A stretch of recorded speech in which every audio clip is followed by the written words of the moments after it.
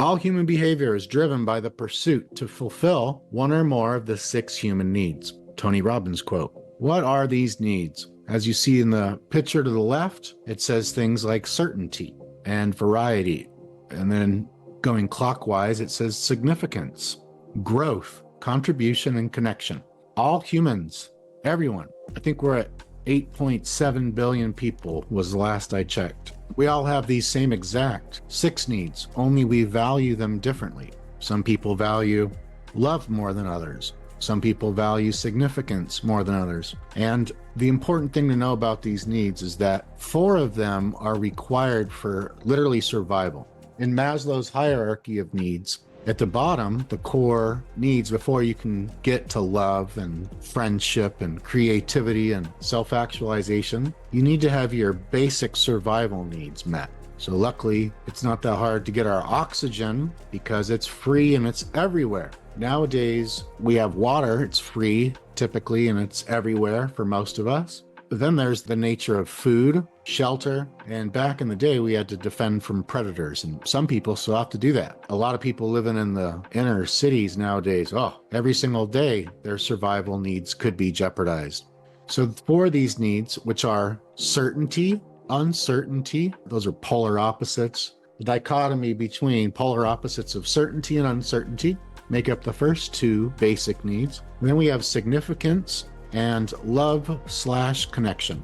Those are the 4 basic survival-based needs. Every human meets those needs, even if they have to do them in disempowering, destructive, and negative ways, and even if they have to lie to themselves to meet the needs. There's 2 spiritual needs that are not needed for survival. The 4 basic needs are the body, personality needs. The 2 needs of the soul are contribution and growth. Those are the 2 needs that it's required not to survive, not to live, but for fulfillment. So fulfilling and thriving, you need to meet these growth and contribution needs. It's hard to do that when we're drowning our nervous system and brain and our whole body, head to toe, really. Maybe not all the way down the toe, but when we're poisoning and corrupting our beautiful, wonderful bodies, it's really hard to reach your growth and contribution when that's happening on a regular basis. The driving force has to do with which of these 6 needs you personally rank in the highest subjectively currently. That test that goes with the week 1 materials lets you know what your driving force is. For example, my driving force is love, growth, and contribution. Love, connection, growth, contribution. But when I was in my addiction, my driving force was certainty and significance. And I met the needs for certainty and significance oftentimes in negative, destructive, and disempowering ways versus empowering, positive, and constructive ways. Because they're the driving force behind any person's behavior, understanding the needs and the vehicles used to meet them, we will have a better understanding of why life is the way it is currently, and more importantly, how to facilitate rapid change, not just change, rapid change. Once you start learning strategic intervention, 6 human needs, give you so much information, knowledge, strategies, skills, mindset, software upgrades. Then we still have 4 more lessons, but these needs are huge once you really understand this concept well. We're going to go through them now one by one. The 4 basic needs start with certainty. That is the basic human need to feel certain, to feel comfort, to feel secure, safe, stable, feeling grounded, like things can have a level of predictability and they're not just totally novel and unpredictable and chaotic consistently, which was my addiction. It was like unpredictability constantly. It was my own doing, of course. And then protection. That's all certainty. Number 2, the polar opposite is uncertainty. Another way to say that would be variety, which is the basic human need to feel instability. If there's no uncertainty in your life at all, imagine how boring things would be if there was no such thing as variety, no such thing as uncertainty, no such thing as entertainment, suspense, change, exertion, chaos, conflict, crisis, or surprise. It's the dichotomy of certainty and uncertainty that makes life colorful and fun and interesting, and it makes the emotional range so wide. If there was no uncertainty, I can't imagine how boring, like I don't even think we'd be able to survive. It'd be so boring. So that's a human need.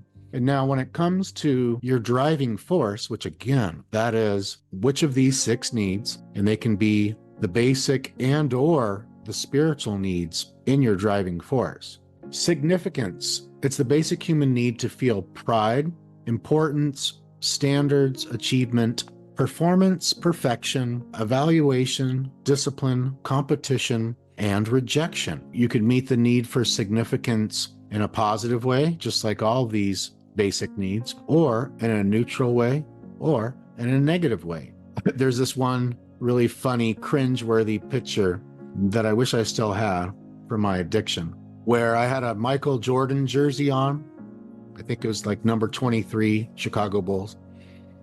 These cool sunglasses, a shaved head, a goatee, a 40 ounce of Budweiser, and we were posing for our band picture, and the band name was Baby Mouse and the Rude Boys, a reggae rock funk band.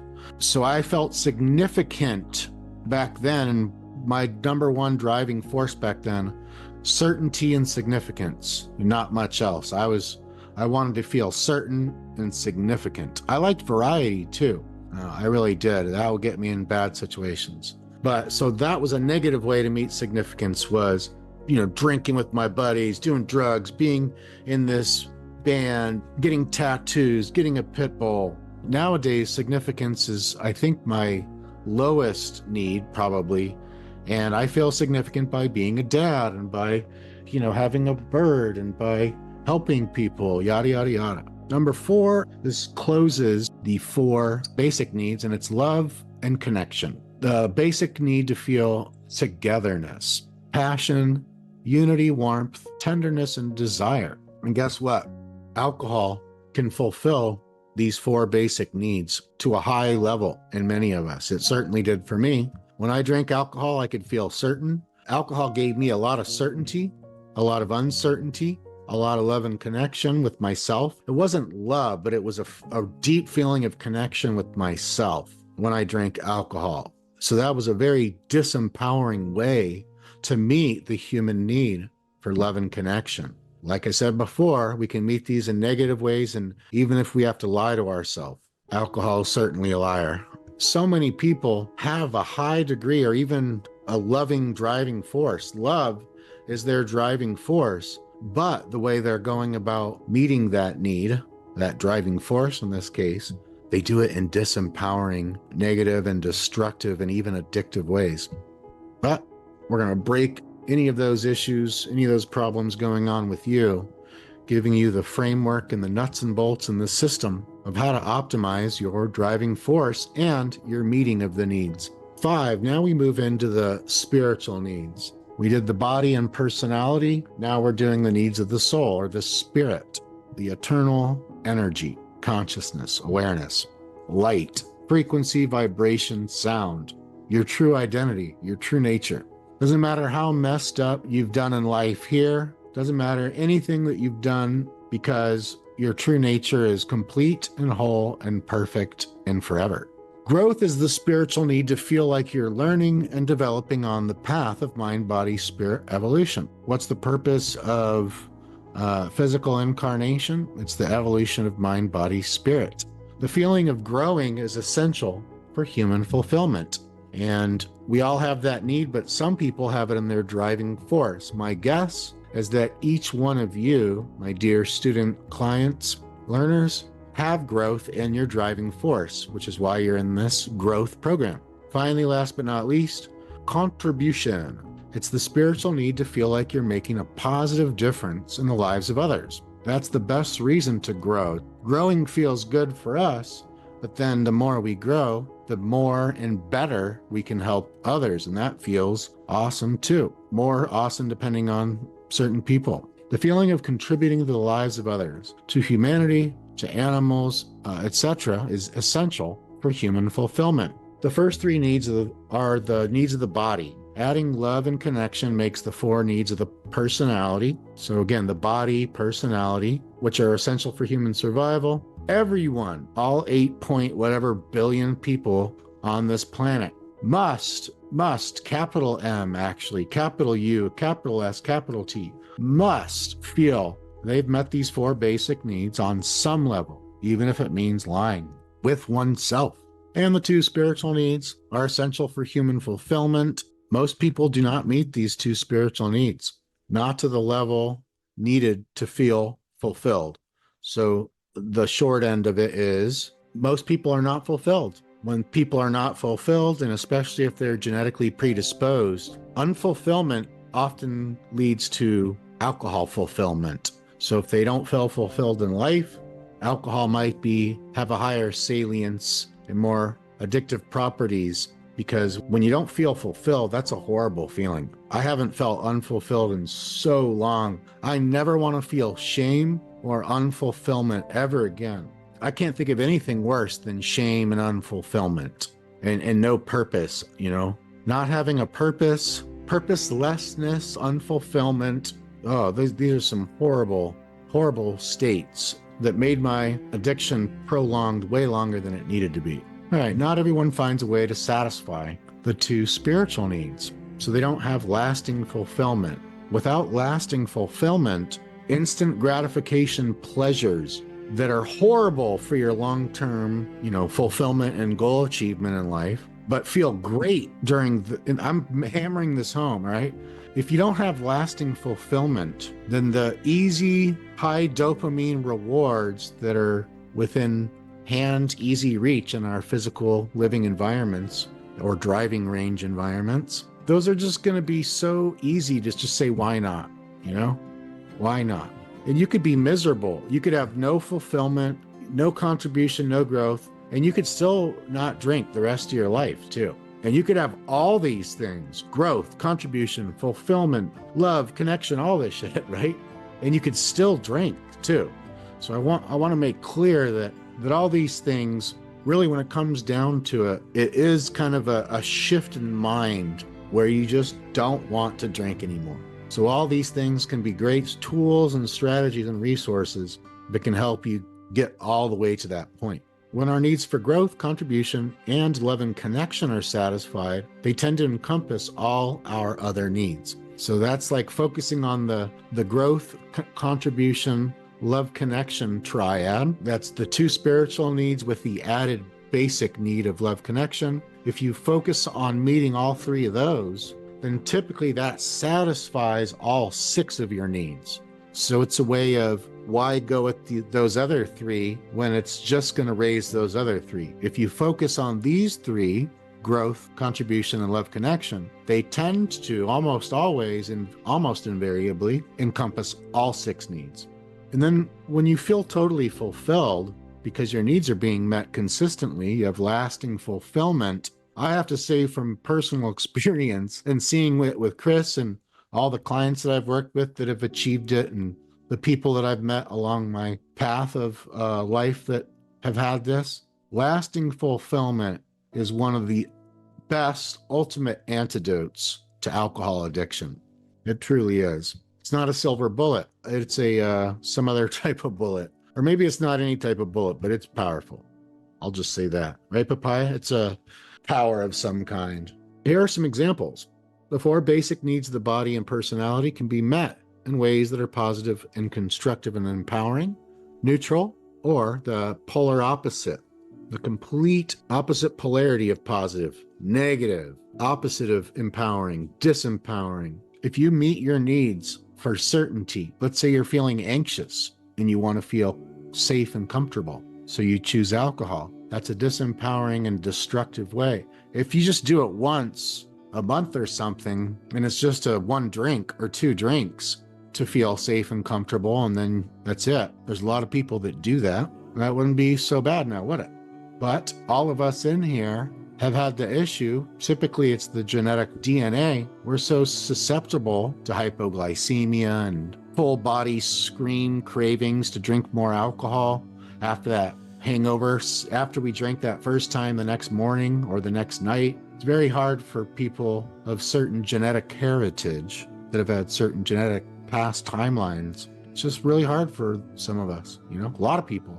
And you know what else? They're finding that in the past, they believed that our genetics made up about 50% of the sum total of your addiction vulnerability or predisposition.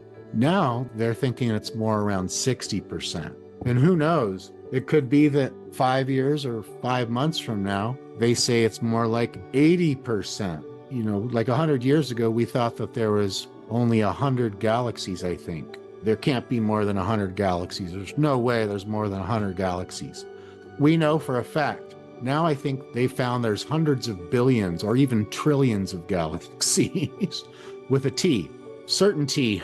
Here's a positive example of meeting the need of certainty. Feeling grateful for having a safe home and a steady income that pays your bills. So you can pay them and pay them on time. Another way of feeling certainty would be, I forget her name, the student who left earlier because she was getting close to or even already past her regular bedtime. That's a great feeling of certainty. Yeah, there's a lot of empowering ways to feel certainty. Let's see, every day you could just focus on the fact that automatically, without you even having to pay attention, your autonomic nervous system, which is out of your conscious awareness, its functions run, whether you're thinking about it or not. Your consciousness has nothing to do with their running. That you're automatically breathing 24 hours a day, 7 days a week, 365 days a year. You're automatically breathing. The in-breath comes, the out-breath, so on and so forth, and you don't even have to think about it. Isn't that cool? So that could be a way of feeling certain. An empowering way of feeling uncertainty would be investing $297 into a new program that no one has done, or in this case, investing $297 in a program that you haven't done, or in some people's cases, the uncertainty of, even though they get to do it for free because it's their second round doing the program, there's the uncertainty of different stories that get told, different resources and things that get posted in the chat, etc. When I used to surf and bodyboard, wave ride, when I used to be a wave rider, either with no board, just using my body as the board, or laying on a board, putting my knees on a board, or standing on a board, using a short sponge boogie board, bodyboard, or a medium length foam egg, or a long fiberglass longboard, some type of wave riding. There was so much uncertainty. I mean, you could get a good look of what the waves were typically like. So you'd have a pretty good idea by the time you got out there, more or less what you were going to get. But from that point forward, waves come in sets.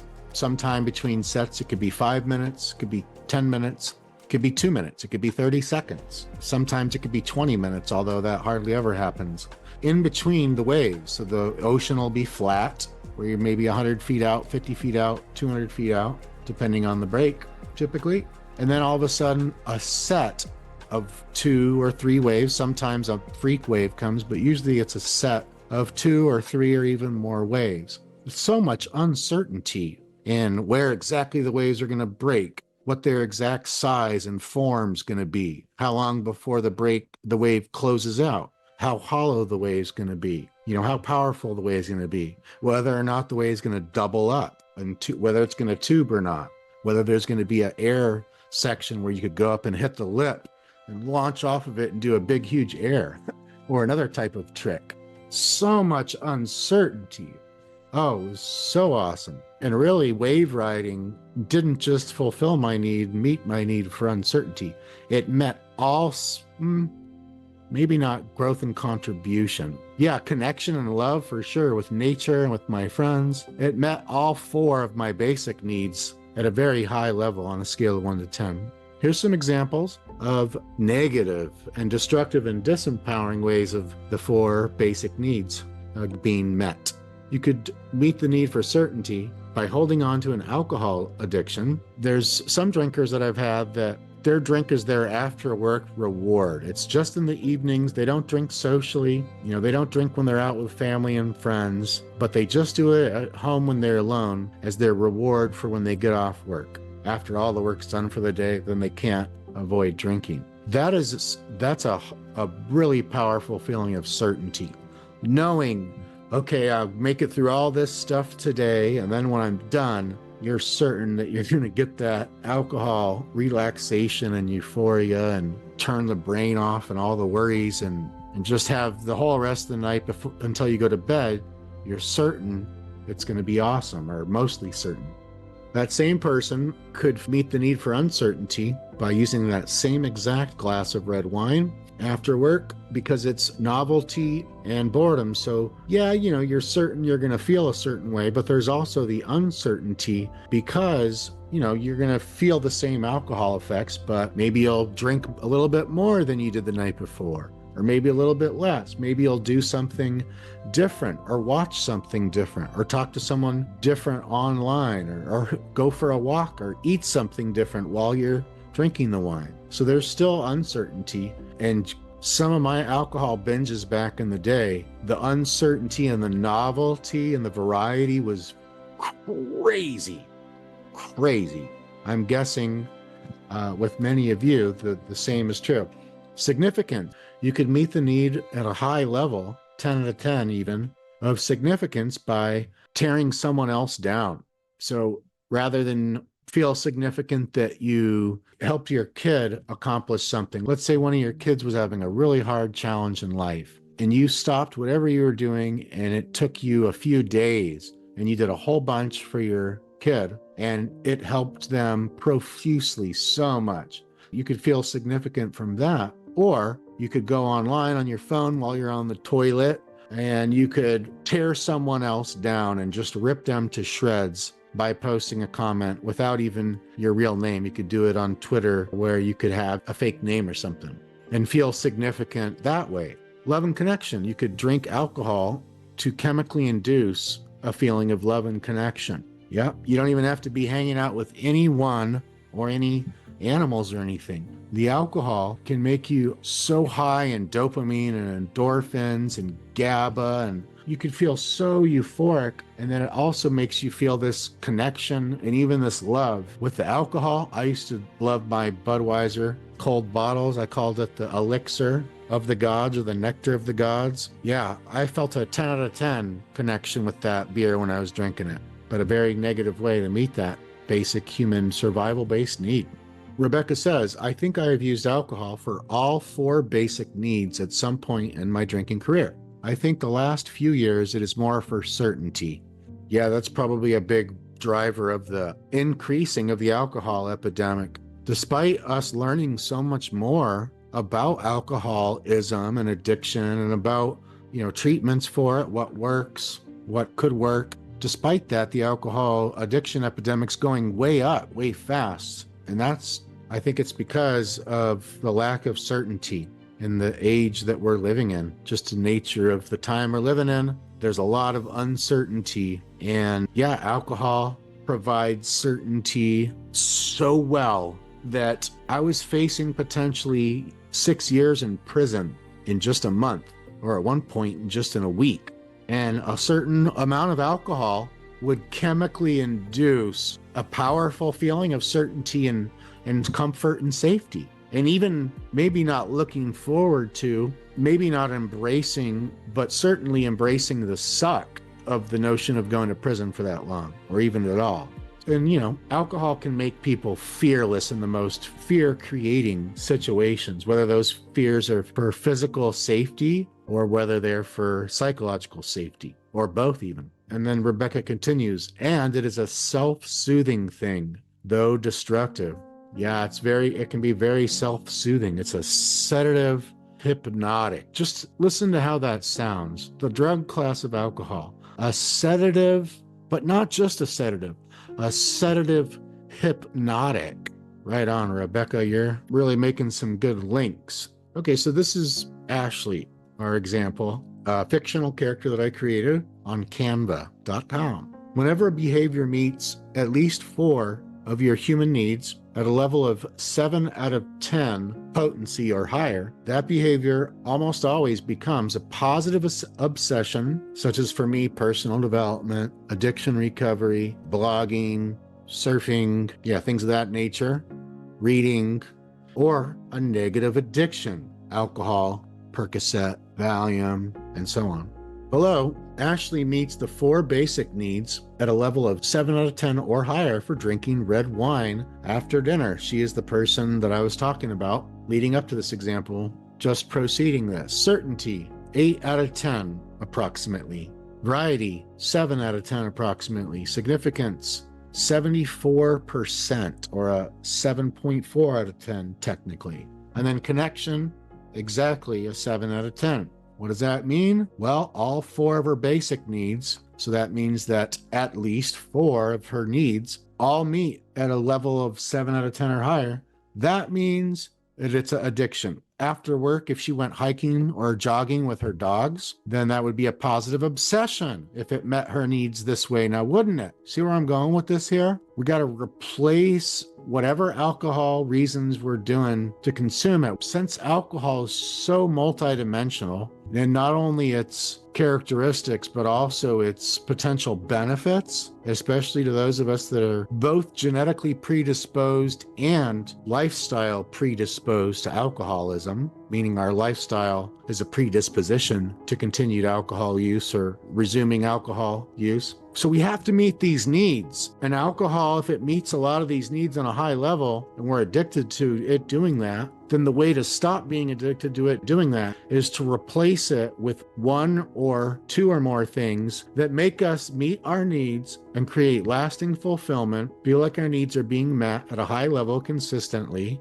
and being fulfilled. All we have to do is just replace the methods that we're doing. So instead of alcohol, or instead of cigarettes, or instead of pornography, or instead of Pizza Hut abuse, or regular use, or addiction, there are other resources, other behaviors, other substances, other habits, other things that we can do to meet our needs and meet them at a high level. And then therefore we won't need alcohol to do it anymore. Once your needs are met and alcohol is no longer in the picture, and then you've done that for a long time, especially, then it's all automatic, becomes unconscious. So your goal is to get to a point where recovery and alcohol abstinence is unconscious, automatic, part of embodied and totally automatic. You don't even have to think about it.